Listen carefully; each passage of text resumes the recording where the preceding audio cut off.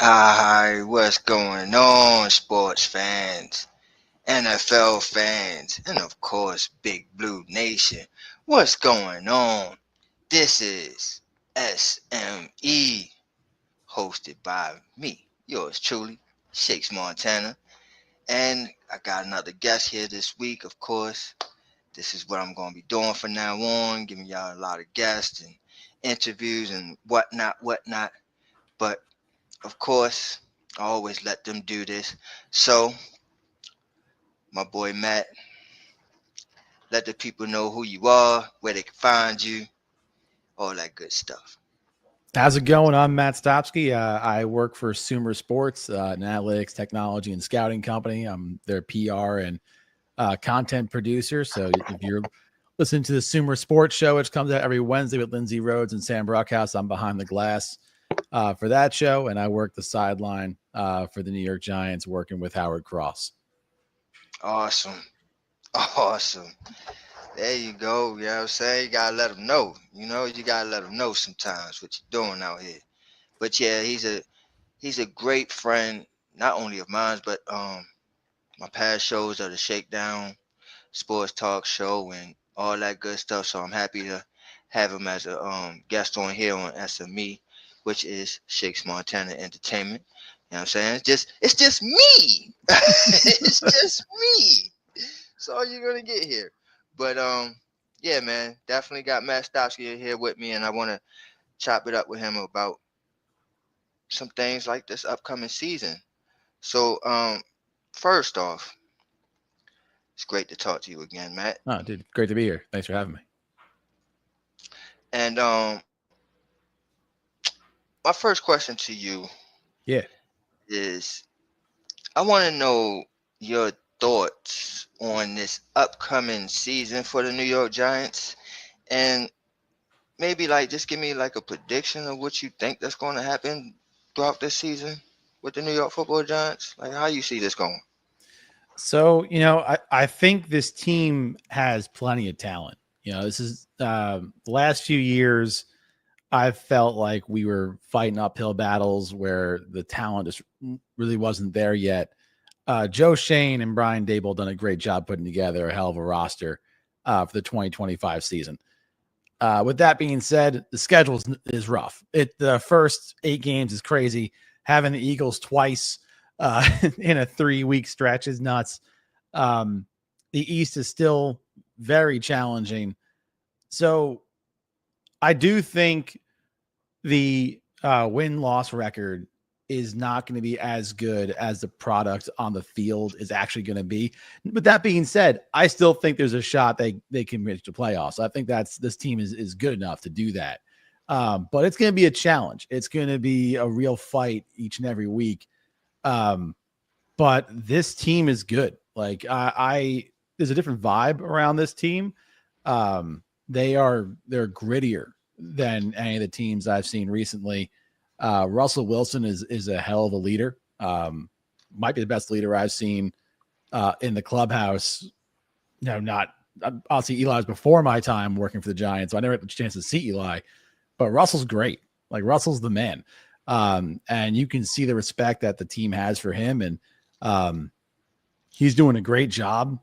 Coaching up that quarterback room and being a mentor, and Jackson Dart is filling his role really well. I have a lot of high expectations for this team, and I think they will deliver. I'm very impressed with the first 2 games of the preseason. Granted, only preseason, but they look good. They definitely look good. Can you speak to me because you just spoke about Russell Wilson? Mm-hmm. I actually call him Obama. Been doing that for about four years now. Um, Ever since he was talking about leaving Seattle, I just donned him Obama and I just ran with it. I just called him Obama for 4 years.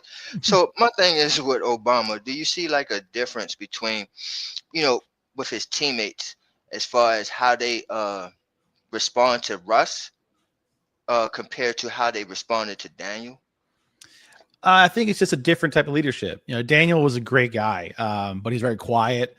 Russell is very much like not in your face like Brady was, but he's always talking the guys up, always trying to give them confidence. He is out, even when it's the third, fourth string guys after they're scoring. Russell's the first guy in the field, to congratulate them and pat them on the back. It's just a different kind of leadership, and I think it's a leadership that's needed right now for this team after having 2 back-to-back years of kind of rough seasons. And so again, not saying that Russell's is better than Daniels. It's just a change of pace, and I think a change of pace that's been well received. I get you. I do have my own opinion about it, but I wanted to hear your opinion of it. But yeah, I'll speak on that later. I ain't gonna do that right now. I'll speak on that later. But I want to make sure that I do speak on that. So let me write that down. But yeah,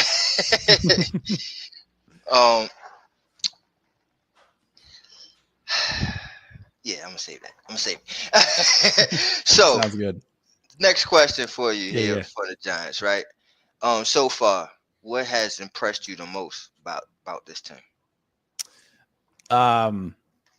The deep ball, and their not just their willingness to throw the ball deep, all 4 quarterbacks, but the rate that they're executing on their deep passes. That's something that we haven't had in a while for the New York Giants with quarterbacks that are willing to push the ball deep and executing on deep passes. And it's not just to Malik Neighbors, who hasn't been on the field, obviously, because it's a preseason. It's the guys like Bo Collins. It's the guys like Jalen Hyatt.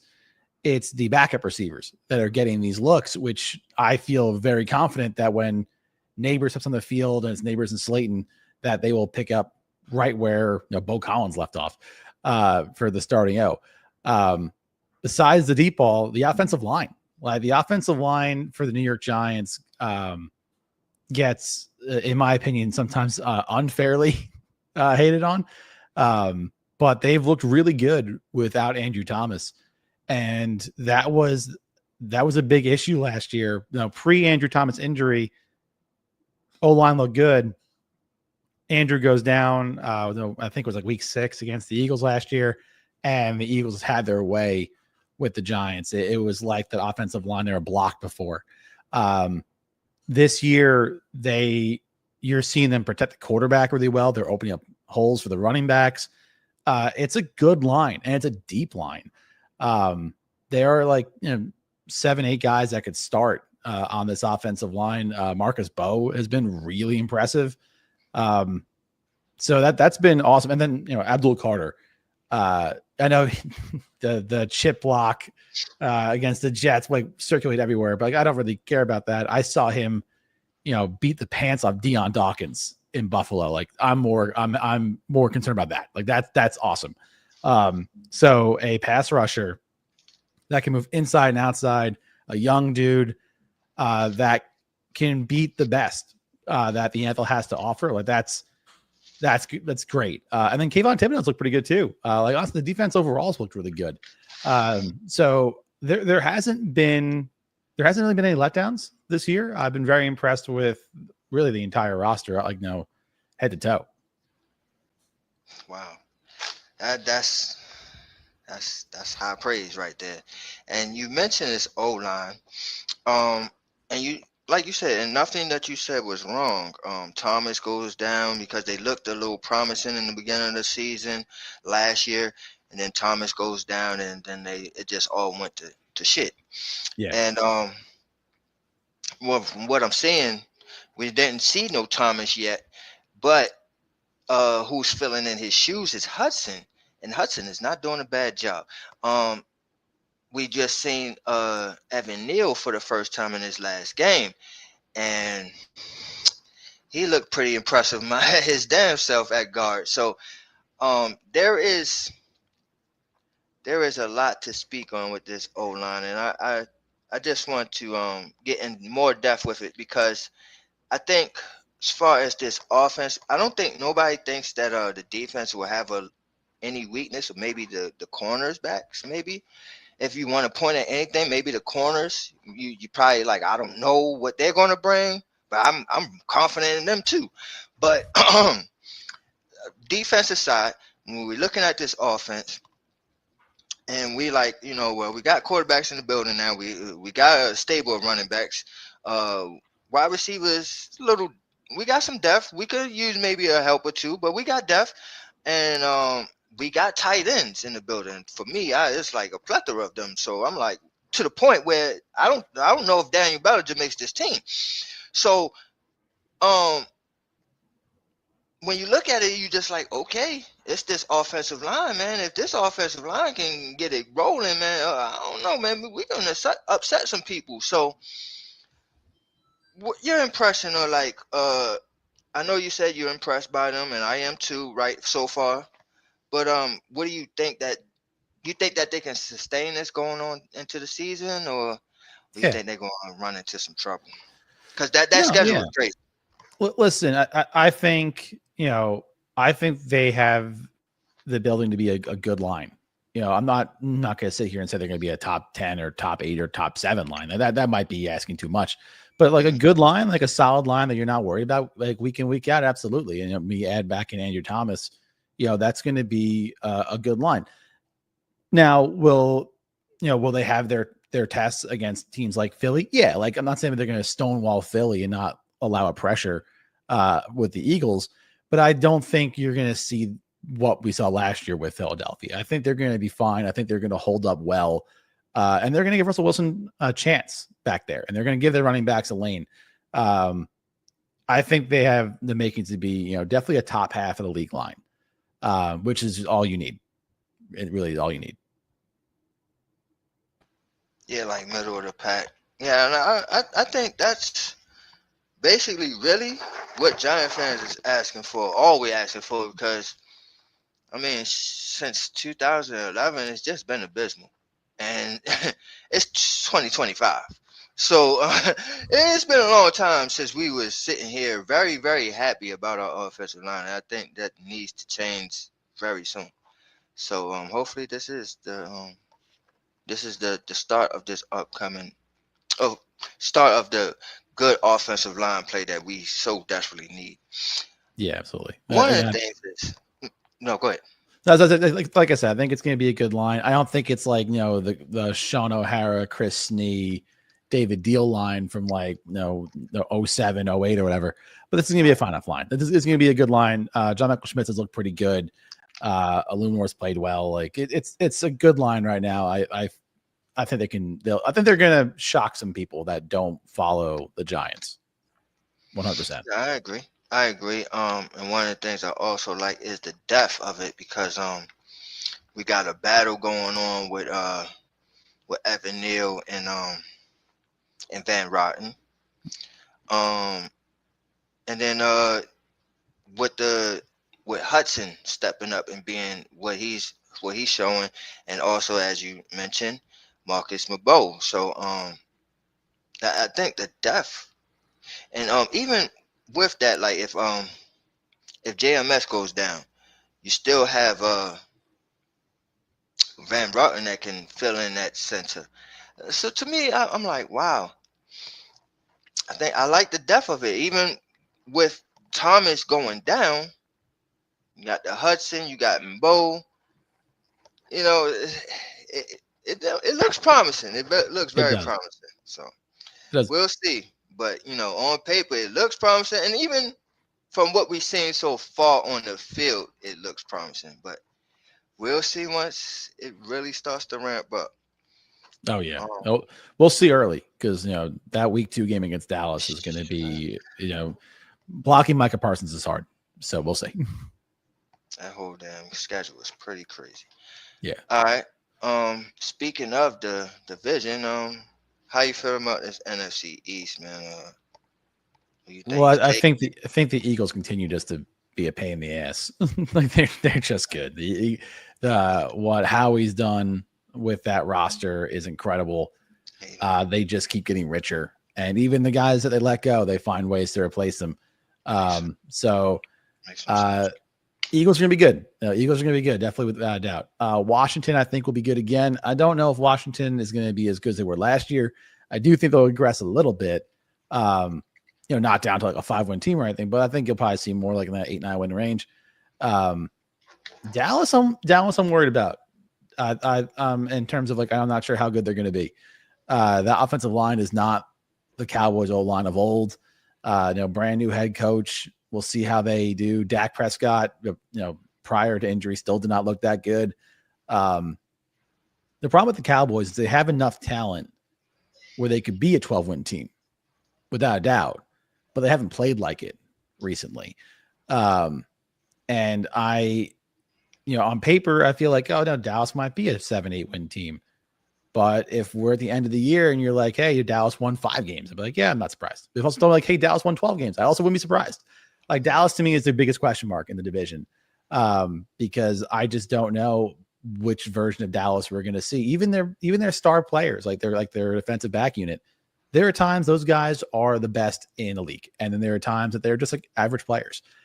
So it's gonna be weird. It's gonna be interesting who comes out. What Coach Schottenheimer gets out of this Dallas Cowboys team. Because again, they could be a great team or they could be bottom of the barrel, and again, it would not shock me either way. That's one good way to put it. For me, looking at it, I think Washington is going to take a step back.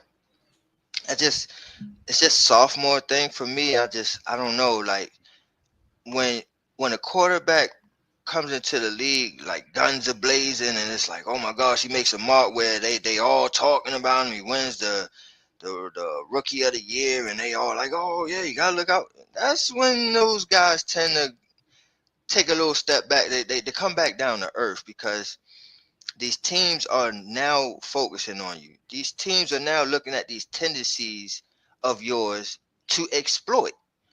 You know what I'm saying? So it's like the CJ Strouds of last year and all that stuff. Like, it's just these guys tend to fall back in year 2 to me. And I think that's what's going to happen with Jaden Daniels just coming out with guns a-blazing last year, firing on all cylinders. It's like, okay, you got to come back down to earth, bro. You know what I'm saying? Yeah, absolutely. But for me, now I know he's not in the division, but I think it's the flip side with Caleb, because he struggled so much last year, and now they went out and they did everything right by him, went out there and got a Ben Johnson for him. You know what I'm saying? I think that he's going to take a next level step up in this year, but I think Jaden Daniels is going to take a step back. Now, also, I'm going to say you're right about Philly. Let's move on from them. I hate them. I hate their guts. I hate them because they make all the right moves, and that sucks. Yeah. Right? But talking about Dallas, and like you said, they can go either way. But I think it's because it all falls on Dak. If Dak can stay healthy and show the Dak of even the season before last, ooh, our division is in trouble. But if we can get an inconsistent Dak that we have got last year, a injury Dak, you know what I'm saying, then Dallas could look the way that they looked last year, which was not scary at all. And then also, they are good when they have a good defense. And last year they didn't have a good defense. And I just wonder how this defense is going to go this year, because the year before that, they were pretty good with Bland having about 9 interceptions on his own and shit. You know what I'm saying? Mm-hmm. And, you're getting all these turnovers, you're going to win. But when that defense is susceptible like it was last year, then you see what happened. So, well, I am interested to see what we get out of these teams. But like I said, Philly, I'm sick of them. I think Washington take a step back, but I just don't know what's going to happen with Dallas. And the Giants, I just think people are sleeping, man, because what people don't realize and understand is in this league, if you can have a top-notch defense and you can maintain the ball as far as not turn the ball over, not give the ball to the other team, but still playing this hard-nosed defense where they can't score, they can't barely even move on you, to me, you're putting yourself at an 80% chance of winning the game. Mm-hmm. You know what I'm saying? Mm-hmm. So to me, the way we're trying to present things, I'm like, man, we're going to win more games than people actually think. If you think we're gonna win 6, I'm telling you we're gonna win 9. If you think we're going to win 7 games, I might tell you we're going to win 10. You know what I'm saying? I just think that we're going to pull out 3 more extra wins than what people actually think we are. But that's me. So yeah, that's how I feel about this NFC East right now. Yeah, I think you're right, man. Again, Dallas is interesting. I think I know it's rough going on the road first 2 games, Washington, Dallas. I'd rather have Dallas early, brand new coach, and Schottenheimer. Obviously, he was there before, but now he's head coach, and Matt Eberflus coming as a defensive coordinator. Like this is going to be. I'm excited to see. I'm because of how hurt they were last year and how I don't want to say unimpressive, because when they played us fine, but for the rest of the time they didn't play that well. A team that's on the way up, I'd rather get them early. And I think that's a good time to get Dallas. Because I don't even remember the last time the Giants swept Dallas in a regular season stretch. Again, the Giants really don't do that very often anyway. So if we're going to split with Dallas, I do think the best chance we have is getting them early. Agreed. But yeah, Dallas just seems to always have our number. This is one reason why I don't want to face them opening night. Now, yeah, I will face them early, maybe game 2, maybe game 3.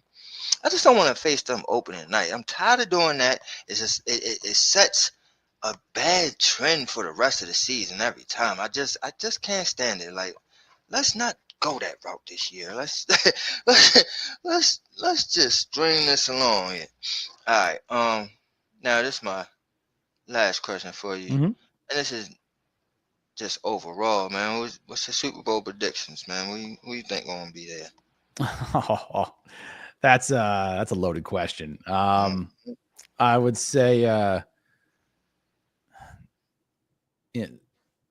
to bet against the Chiefs, it seems like a bad decision, right? Like it's like that. This money would say you bet the Chiefs, and I don't even think the Chiefs are the best team in their own division right now. I think the Broncos are really good. I think the Broncos are really, really good. Chargers. Chargers good too. I don't think the Chiefs path to the playoffs and path to the Super Bowl is easy this year. But with that being said, are you going to bet against Andy Reid and Patrick Mahomes in August? I'm not. Like that seems like a bad decision. Now, do I think they're the best team in the AFC? No, absolutely not. Would I be shocked they didn't make it? No, I wouldn't be shocked. Would I be shocked if it was Baltimore or Buffalo? No, I think that probably not Cincinnati, but Buffalo or Baltimore, that would make sense to me. But I'm not going to, in August, I'm going to still give it to Mahomes. They've earned it. They've earned the benefit of the doubt there. And then in the NFC, like the Eagles, like it's just what team is dethroning the Eagles right now? Like it's hard to see, like, because the problem with Philadelphia, it's not even like San Fran last year where injuries started piling up and San Fran started going down. Right. The Eagles are so deep. They're so deep. They can take a few injuries. And like Devonta Smith would be, if like AJ Brown goes down for the year, Devonta Smith would still be the number 1 receiver on most teams. Like this is an incredible roster. And Mechie can definitely be a number 2. So it's absolutely. It's like, come on, man. Like their third best lineman would be the best lineman of most teams. Like they're just a good team. Yeah, their third team is like some of these teams' first team guys. So that's crazy. There was a thing. It was like mid 2000s when it was Alabama and before NIL, and Bama rolled out their full second unit on defensive line, and it was all 5 stars. And that's how I feel about the Eagles. It's like, oh, I got the backup unit in. Oh, great! It's still dudes who could start on any other team in the league. Exactly. Awesome. So I right now I would say it's a rematch between Kansas City, Philadelphia. I feel pretty confident in the Philadelphia pick. I don't feel confident in the Chiefs pick. But also to go back to back though is just difficult. So again, is that the matchup I'm hoping for? Absolutely not. I would rather it be a new matchup. I would love to see Buffalo get in. Just for those fans, man. So when we were on the field in Buffalo, I've never heard a crowd so loud in a preseason game. I've never been to Buffalo during a regular season game. I can't imagine what it's like because they were deafening on a preseason game. So like those fans are hungry. They want it. It's the last year of their stadium. It'd be great to see it go out with a win. That'd be cool. And on the NFC side, I would love it to not be the Eagles. Like that'd be great for it not to be the Eagles. Like it'd be great for the Lions. But we'll see. Minnesota, I think, deserves it. Minnesota's a wild card, right? We have no idea what McCarthy's going to be. McCarthy could be. We had Tage Seth on from ESPN Bet. We recorded his interview today for the Singapore Sports Show, and he was like, McCarthy's range of outcomes is the 32nd best quarterback to the 5th best quarterback in the league. So we just have no idea where this guy's going to end up. And if he's the 5th best quarterback in the league, Minnesota has a real shot to win the Super Bowl because they have a great roster. So I would love to see.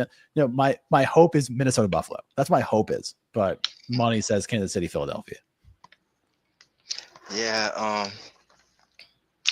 I for the last 2-3 seasons now, I've been on this Detroit Baltimore thing. That's just the urban Super Bowl, man. It's like, it's just it just would be good for our culture, good for them cities alike, and yeah, Detroit and Baltimore would just be freaking awesome for me, man. But yeah, I can't say you're wrong with anything you were saying or what you were saying. Oh, dude, Detroit, Baltimore would be great too, though. Like, don't get me wrong. Like, that would be. I'm worried about Detroit's first year without both their coordinators. I don't know if it's going to take a year to get back to where they were. Also, like, they were on a magical run, and like for the way they ended, it was just rough. And Baltimore's already won Super Bowls, so if we're gonna give it to somebody, let's get to Buffalo first, and then we can give it back to Baltimore. No, I get you. I just think that the pressure is starting to mount up on Lamar, where it's like he has to come away with at least one Super Bowl, and it's starting to become a monkey, a real big monkey on his back, man. I think he got to get this off, man. You got to get it off. I feel so bad for Lamar because he just doesn't get the respect he deserves. Like, even just from the general fan base.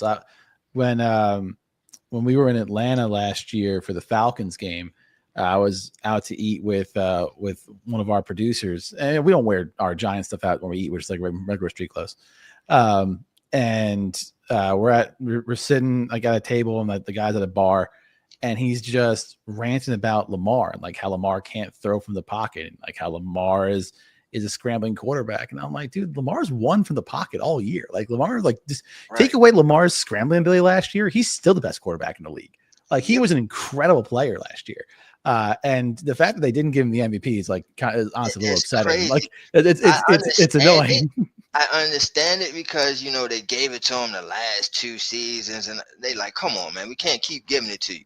All right, but to me, if it was any year that you were supposed to give it to him, it was last. You know what I'm saying? Because it was like, what? It was nuts. Crazy. Exactly.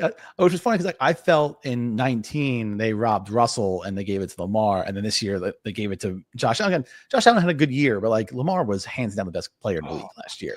And I like Josh Allen a lot, but like Lamar Jackson was the best player in the league last year.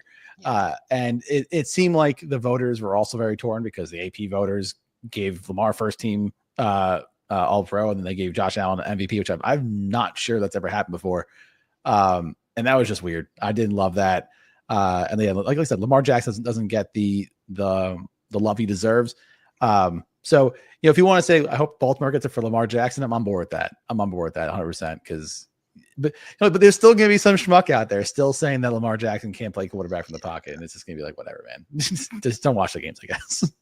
Pretty much, man. It's always gonna be a hater, but that's one of the things that I always try to instill in like my listeners as well, is that like even me, like I have players where I'll be like, man, I hate them, or I don't want them to win or nothing like that. But then it's like it comes to a point where I'm like, damn, yo, like I have to sit down and chill myself for a second, like realize what the fuck I'm watching here. I'm watching history here. You know what I'm saying? So it's Mm-hmm. like you can hate them, but then it's like you gotta drop that aside and be like, look, like, cause like 15, 20 years down the line, when they talking about it, you're gonna be like, oh yeah, I was there, I seen it. But you're gonna be on the wrong side because you like, bro, what was you doing? I was rooting against it. You know what I'm saying? It's like I didn't get to enjoy none of that. So yeah, I try to stop myself from doing stuff like that. But um I'm gonna speak on one last thing, Mm-hmm. which I said I was gonna come back to, was that the Wilson leadership thing was, I think it's a difference, and it's like it comes to a point where it's like, did you do it? Like, I can't follow a person. All right, like I'm sorry. Let's say we both two electricians, right? Mm-hmm. And you are more experienced than me, but I can't follow you if you never got electrocuted. You know what I'm saying? Like, I mean, if you don't know the harmfulness of the harm, you know what I mean? Like, where it's the worst of the worst, you know what I'm saying? If you don't know that, you're in the same boat as me. Because how can you tell me what not to do? You know what I'm saying? You can't tell me what not to do. So I'm saying all of that to say it, like, Daniel Jones, as a leader, has never been in spots where he can tell you, like, oh no, you don't do that. You know what I'm saying? Or you can't do that. You're not supposed to do that. Daniel Jones wasn't that type of leader. Now, yeah, he was a leader, but how many people are really going to really take heed to what he's saying? You know what I'm saying? It's like, bro, you ain't never been in the kitchen. How you gonna tell me? You know what I'm saying? You ain't never been in the kitchen. How you gonna tell me how to cook? You can't. So with Russell Wilson, you've been there. You've been there. You've done that. You've been in Super Bowls. You won a Super Bowl. As a player, I'm going to follow that person. I'm going to be like, oh, how the hell did you do it? Tell me the way. Show me the way. So to me, that's where I get to this leadership thing where it's like, it's far. Like, it's light years away. You know what I'm saying? Like, it's no comparison at all with the leadership with these two. Of, I think that the players will run through a brick wall for Wilson because he knows what to do, how to do it, what not to do, when not to do it. You know what I'm saying? It's compared to Daniel Jones, where I ain't never experienced none of this. I don't know. What to do, Daniel? I don't know. What not to do, Daniel? I don't know. So it's just a difference. And then also, even in personality wise, right?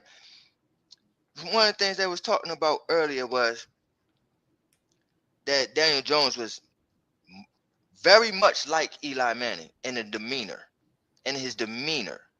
Laid back, chill, hey guys, yeah guys, I just come here and I just come here to work, and that type. But they looking at Jackson Dart, and he's the anti-Eli. He got swag.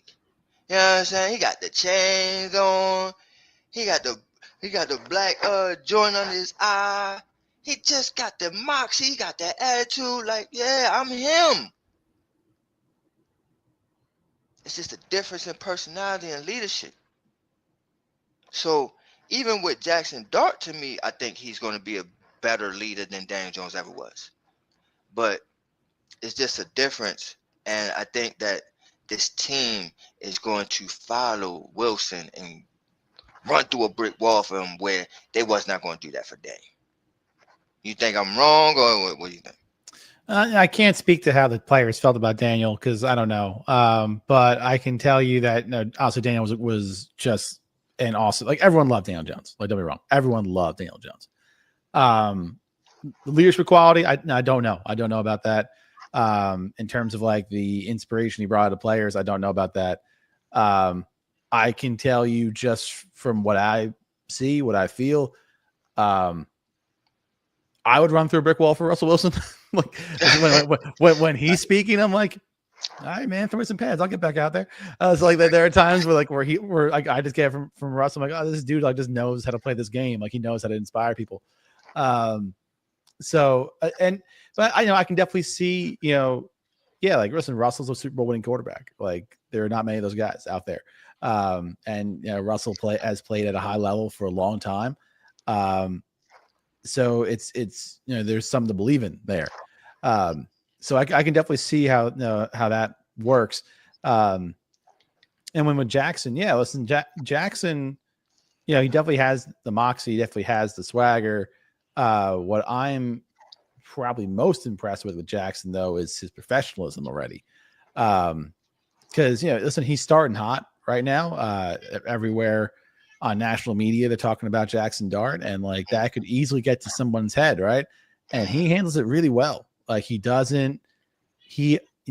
his spot. He knows what he's there to do. He knows he's there to get better. He's following Russell. The relationship of him and Russell seems very good. Honestly, the relationship of all four quarterbacks seems really good. And I think that starts with Russell and as with the starting quarterback, kind of create the vibe in the QB room. So I think I don't want to hate on Daniel Jones here because I just don't know. But there's definitely a different vibe. It's definitely a different vibe. I think again, I would run through a brick wall for Russell Wilson. Like Russell Wilson is genuinely a great dude. And he plays this role, but he's not acting it up. Like that's just him. That's just Russell. So it's, he's not fake at all. So, I'm very excited what he can do in New York. Like really, really excited to see what he can do in New York. That moon ball last week was just thing of beauty. So, which by the way, I know we're almost done, and we really haven't spoken about Jameis Winston at all, but that pass that he had where he scrambled to the right and threw on the run deep ball might be one of the nicest passes I've ever seen in my entire life. And that's crazy because I was going to really kind of end it off with the quarterbacks because when you said all these quarterbacks are doing good, and I believe it, and even to the point that I think all the quarterbacks will be here all year. Maybe even DeVito, as far as I believe, he will be on the practice squad. He ain't going nowhere. So, maybe. I just think, to me, I think it's guaranteed. I think whichever quarterback doesn't make the 53, I would be shocked if they didn't at least get a shot on another team. With that being said, though, if it is Tommy and he gets a chance to come back to the practice squad, then absolutely, I think he would come back. But watching DeVito the last 2 years and watching him this preseason, dude, there are plenty of. He's better than a lot of QB2s in the league, and there are plenty of people that could use a good QB2. And if they don't take him, listen, better for us. But for him, I hope he gets a shot because he deserves it. I can see that. But I don't see it happening as far as I just don't see another team really paying him any mind. That's number one. And then number two, I just don't see him being out of this market of New Jersey and New York. This is where he can make his bread and butter. Even on the practice squad, he still can make bread and butter as far as in this market. This is his home. So I just don't see him leaving it no time soon, and he'll be there next year as well, battling for number 3 quarterback spot. So I just And let's not write him off as the possible QB3 yet. Like it's not set in stone that Jameis will be QB3 or Jameis will be QB2. This quarterback battle behind Russell is a legit battle. Yeah. I just think that nobody has fucked it up where it's like, oh damn, you know what, he might have fucked up his spot. You know what I'm saying? Like Russell We've Wilson. all played well. Yeah, We've all yes, very well exactly. played well. Jackson Dart played well. Even Crab Legs and Winston. You know what I'm saying? Played well. Like, I love Jameis. He's the man. yeah, yo, I mean, how can you not have that in your building? I don't see me as a GM. I'm never letting them go. You ain't gonna retire as a Giant, and I don't care because I just love that leadership that you bring in the locker room. I love the what the word I'm looking for? Just the comical. You know what I'm saying? Just, He's funny. you know what I mean? Like it's just you lighten up a locker room, and I think he benefits or a team benefits by having him in that locker room. To me, he don't leave New York. Not to me. If I'm the GM, he don't leave. You're staying in that building. I'm sure if you asked the Giants coaches behind the scenes if they could keep all 4, they would want to keep all 4. But this is a good room. It's a good quarterback room. Yeah. All right, man. Shoot, man. This has been a great episode. I'm glad you came through, man. Happy to be here. You always do, man. This is like every time I call up on you, man, you never tell me no. So I appreciate that, Matt. I really do. Let me get a closing statement from you so we can get up out of here. Hey man, let's go big blue. I think it's going to be a good year for the New York Giants. I'm very excited to see what this season turns out to be. This is the best I've felt about a team in a minute. So I'm very excited to see what the Giants are going to bring to the table in 2025. Absolutely. Matt Stopsky. Tell them one more time where they can find you. So you can find the Sumer Sports Show on any podcast platform you get your podcast from. You can find it on YouTube. We're going to be in Vegas starting tomorrow for a fantasy and betting event out at Circa. So we'll be posting plenty of betting and fantasy content for the next 3-4 days. So follow us on social, follow us on TikTok, follow us on YouTube. We're going to be pumping out content, when I'm sober. So it's going to be a good time. No doubt, man. No doubt when I'm sober. I heard that. So again, for me, thank y'all again for listening. And this has been episode 2 of S.M.E. 6 Montana Entertainment. But I do have That's on Giants episode on its way as well. Purple Pain podcast, Ravens podcast content on its way all this week, man. So y'all stay tuned and make sure that y'all please like, share, and subscribe. Shakes Montana Entertainment on YouTube, and it's been awesome. Shakes NYG on Twitter. Y'all follow me. All that good stuff, man. And shit, man. Until next time. Good night.